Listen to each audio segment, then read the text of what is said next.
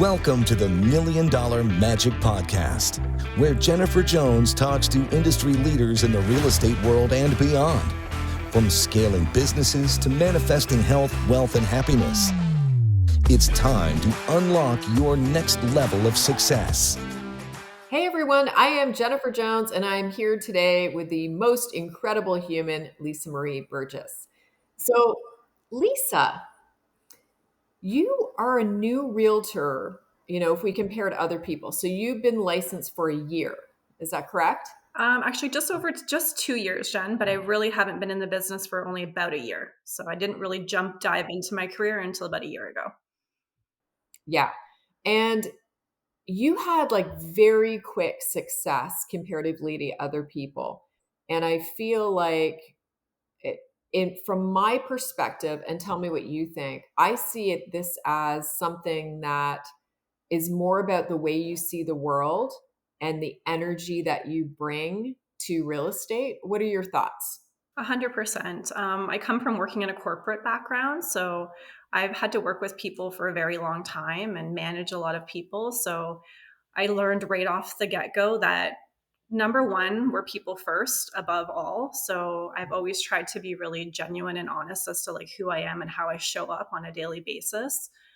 So just connecting with people on a me level, with honesty and integrity. I don't try to sugarcoat things with people as well. And I think people can definitely see if you're genuine or not. So I've always tried to be that type of person, whether I'm in a management role, a supervisor role, with my clients. First I want to build a relationship before I build that transaction. I think that's the biggest thing. Taking time to learn about my clients is huge for me. My number one question I ask people when I meet them is like within 5 to 10 minutes of meeting them, like, what's your goal? What is your goal? Because if we're going to be a team and work together, which is what I would love to do, and I always say that, then I need to be the cheerleader of your goal. I need to be really working towards that with you. And if at any point that goal changes along the way, I need to know too, because then I need to adapt and kind of change route on what that goal is going to be. So I think I've been really successful in that sense of being able to just show up as myself and be honest with people, and they see that and they're drawn to that, and it builds trust. It sure does. And it's interesting. Like, you're just this very dynamic, lovely, highly resonating human being. Now, do you have a time like where if you go back, maybe even in your working life, or it could have been, a teacher or somebody like that, where you felt that you weren't treated very well and therefore like sort of made the decision that you would never be that to people? Like, I always feel like there's always a reason why, people turn into these incredible human beings. So what would you say impacted you? 100%. Like, I probably say I have a lot of challenges and things that I've overcome as a young child, just growing up in my family life, just circumstances I had to overcome. I know you know a little bit about my background and having to grow up very independent from a young age and taking care of my sister.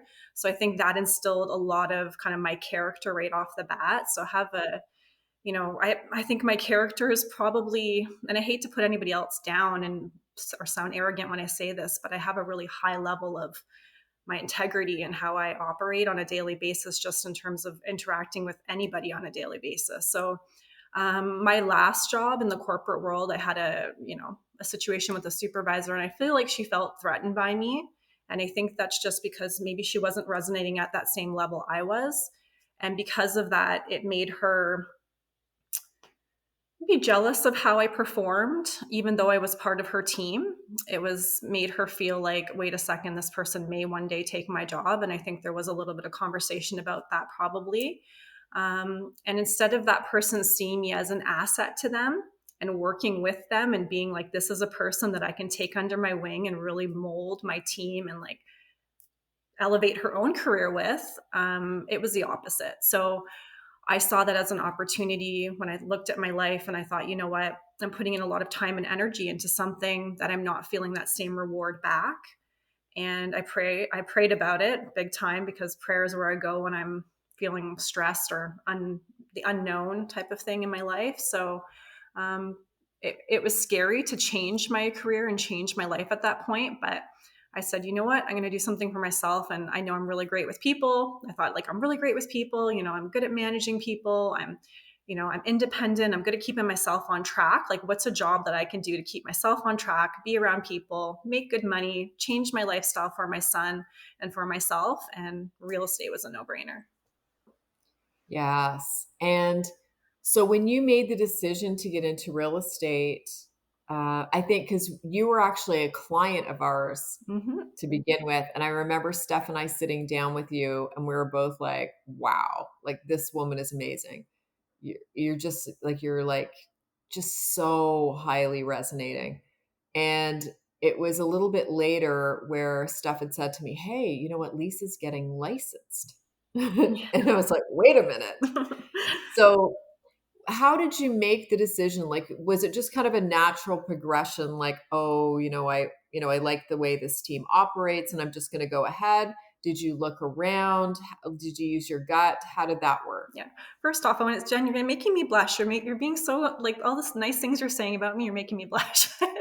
But you're so It's lovely. all Thank you. true. All Um, true. Thank you. Yeah, no. So when I wanted to get into real estate, definitely, I'm a planner. Like I said, I've been a manager and a supervisor and things like most of my entire life. So for me, I have to kind of be in control of things a little bit. So in that sense, I was looking around. Definitely wanted to know about other brokerages that were operating in my area. I read a lot about Remax and Keller Williams and all the big names out there, right? And had some interaction with a few other teams. But my biggest way of kind of doing what I knew best, which was interviewing people, because I'm a big, like, I spent a lot of my adult life training, coaching, interviewing, hiring, firing people. So I was like, okay, well, let's interview some people. So when we were going about selling our house, it was calling in teams, and I kept asking. So if it was like a big name on that team, I would say, I want that person to come, and I kept getting, another person would come and it wouldn't be that person's name that was, on the billboard. And I'm like, okay, let's see who shows up and let's see how they resonate with me. And a few people came, and lovely people, just didn't score 5 out of 5 on the star system of the interview I was doing.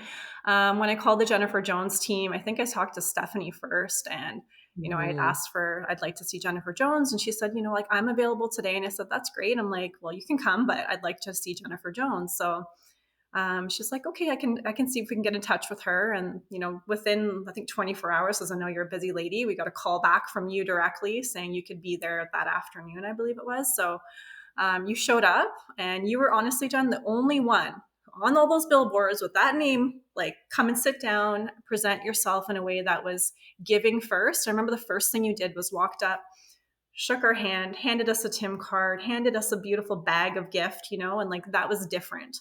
That set you out 100% above the rest right there. And then just talking to you, you were just so down to earth, just really, really down to earth. So was Stephanie. Both of you were so lovely. And just the connection that I had with you, it was a no-brainer at that point. I was like, when you left that day, I had nothing but a smile on my face. I'm like, I felt purpose. I'm like, this is the people I want to be with. And I didn't allude to any of that while you guys were there, because No. it was an interview, right? I wanted to see how you presented yourself as if I were a client. And it was actually a really great learning opportunity for me as well, because I got to see how the best of the best perform in a situation like that. So so that's how I came to Yeah. be with the Jennifer Jones team. It's so fascinating. Well, we are so blessed to have you. That is for sure. And that was the fascinating thing for me. I expected it. I'm not going to lie. Like, I feel like we can look at someone, a new agent coming, into real estate, and look at them and actually have an idea of how they're going to perform right out of the gate. If they tend to be that glass half empty kind of human being where they're resonating at this time, they will struggle in real estate versus someone that comes in is highly resonating and just is there to serve and love people and do the best for others. Those are the people that actually do better. And it was interesting, even in Joe Dispenza, I did that 6-day meditation retreat last week in Orlando. And something when they present the science, because they talk a lot about quantum physics and science, they were actually saying that like when someone resonates really high, it's usually found in like people who meditate, right? But you have that energy, that same energy. These people carry a very high level of oxytocin naturally that's created by their body. So where a normal person would be like, like 0 to 10, let's say, or 0 to 2, a meditator or someone with that energy is actually at 200. So it's impossible to hold a grudge at that level. It's impossible to be super critical of other people. So the more evolved you become, it's actually impossible for you to have those, like, it's impossible for you to be around that energy, right? And it's also impossible for you to be that person. And I feel like because of who you are, it's also impacted the kind of clients that are attracted to work with you, right? So how was your experience being that way? I think, yeah, no, I agree with you totally on that, Jen. Like manifestation, I think is a huge thing. And for those of who don't know what that is, it's if you can believe that it will be and that can happen to you, you can make that real in your life. And I've talked about this a few times on, um, you know, team things that I've done, and presentations. And some people think it's mumbo jumbo, but honestly, like I really do live by that. I really believe that, if you believe it, it can be true and it will happen for you. Sometimes there's situations too where I come across clients I meet and I just know right away the second I meet them in an open house or something, that's my people. Like, those are going to be my Mhm, people. They will be calling mhm. me back. This handshake, I felt it in the handshake. I felt it. It's good, right? So I think if you're resonating higher, like you're saying, Jen, you will again attract those higher resonating people. Sadly, you also, because you're resonating so high, sometimes those lower resonating people see that and they like to come at you. But you have to be really mindful of who you're working with a lot of the times. And, there has been times where I've had to fire people, clients, because it's just, I don't feel like we're on that same level or same goal or mindset or purpose, right? And it was for the best because at the end of the day, my integrity is number one for me. And obviously, as a person who's representing a team and your name, Jen, like for me, that's huge. I have such respect for you. So, if I'm So part of true. this team and part of this camaraderie that I have with everybody, then I want to be on the same level as everybody else that's on that team. And in order to do that, I have to keep a positive mindset. I think that attracts people. Yeah, I think it creates trust. Staying positive can get you even through the worst of times. So, you know, big a big believer in manifesting things and prayer, meditation on stuff, because at the end of the day, there is a higher power. I believe that sees our past, our present, our future. And even if we think we know the path and we have this idea of how we want to control this pathway, yes, we can. But it's so funny because God's already like, yeah, I already knew that though. Like you're just manifesting what I already knew for you. So Well, it's interesting. That's actually a really interesting question. So, how much do you think we can manifest and create in our world, and how much do you think might be predetermined? I think everything that we manifest is already predetermined for us. I feel like it's already done. I feel like, especially the things that we've hurt through, like things that we've had really like painful things. And I've had to really think about this a lot in my life because I've had some very painful experiences in my life with my family and such. So for me, I've prayed on that and I thought, like, why would God want me to experience those types of things? And I've come to the realization that through talking to God, that it was meant for me to learn something. It was meant for me to progress through that. If God already knew it was going to happen and he already knows that I'm able to get through that. So he's like, you know what? Like I'm putting this in your pathway, but that's okay because I know your heart more than you know your heart. And I know I can lead you through that and you will persevere through that. So I have strength in knowing that the days that I'm like feeling weak, I can go to my Bible or I can just say a prayer or just say, oh God, like give me the strength today. And he's pulled through for me many, many, many times. So I have Oh, trust. absolutely. Absolutely. Yeah, and I think that's it's just amazing. And this is that higher energy, the things you've been through, it's created this very resilient human being, which is you, right? So it's amazing. Now, what would your advice be? Let's say we have a new realtor who's getting started in the business, right? I would say they should reach out to you and ask for mentorship. That would be one. But from your perspective, what advice would you have for them? Like, how would they get going? Where should they start? What should they, pay attention to? I think the big one for me was aligning myself with a mentor or sponsor, somebody that I really respected and that I looked up to. And for me, on a higher level, obviously you, Jen, like you're always at the pinnacle of our team. So that's like this person I'm looking to be like. Um, and then for me, Stephanie Hetherington, she's been a huge, huge part of my life. She's my sponsor. So in the beginning, I would follow her. I would go to, open houses with her, see how she interacted with people because she's been so successful in her career. Her energy is just beautiful. Her heart is so kind that that's somebody I just naturally attracted myself to. And I think if you attract yourself to somebody who's doing what you want to be doing in the business, you will mimic that. You will begin to do that. I think a big, big thing for a lot of new agents too is that they can get down on themselves and see like other people performing so well and think to themselves like, oh, like that person's doing so good and they're doing so good and I'm never on the like a leaderboard or anything like that. My biggest thing in that case is if I ever started to have that doubt in myself, I turned it around and it was become love for everybody. It was like, no, I got to love on everybody and love on their accomplishments. And I've seen that in somebody on our team who's a new agent as well, with Adrian. Adrian is big on that. Like he's loving on everybody.